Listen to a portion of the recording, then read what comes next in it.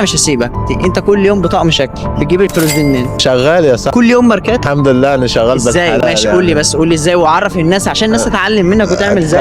انا نضيف يعني المشكله يعني مش في الفلوس. طقم زي ده انت شاريك كام؟ تعمل له 250 يورو. الطقم بتاعه امبارح كان بكام؟ 200. هدومك كلها تسوي لها كام مثلا؟ هدومي كلها ماركات يعني. تمام، تساوي قد ايه؟ تخش لها في ال 4000. يعني انت اصلا بتجيب الفلوس دي منين بقى؟ انا شغال في المعمار سباكي. اي واحد صنايعي سباكه بيلبس اللبس اللي انت لابسه ده وكوتش نايف وهدوم اخر حاجه. ما المشكله مش في اللبس، المشكله اصلا اللي انت تبقى نظيف يعني تلبس طب حاجه بتلبس نظيفه. حاجة. انت بدل ما تشتري الهدوم بالاسعار دي ليه ما تحوش المبلغ ده وتبعته لاهلك في مصر؟ اهلك اولى بالفلوس دي، ما هم جابوك وباعوا اللي حيلتهم عشان عادي، ما انا يسافروا. ببعت لهم برضه براضيهم الحمد لله. ما ليه ما تشتريلكش طقم مثلا ب ببعت. 30 50 60 يورو بدل ما تشتري ب 250 وابعت الباقي؟ انت تعرف عني حاجه؟ لا ما اعرفش. لان انا الحاجه دي تخصني انا، ما انا ما بعرفش حد اللي انا ببعت كذا كذا حاجه في مصر. طب انت تعرف لما انت بتصور صوره بالطقم الشيك ده وبتنزله بتخلي ناس تانية ترمي نفسها في البحر كده وتموت نفسها عشان يجوا ومش عارف ايه؟ دي حاجه بتاعتهم هم، انا ماليش دعوه انا بالكلام ده.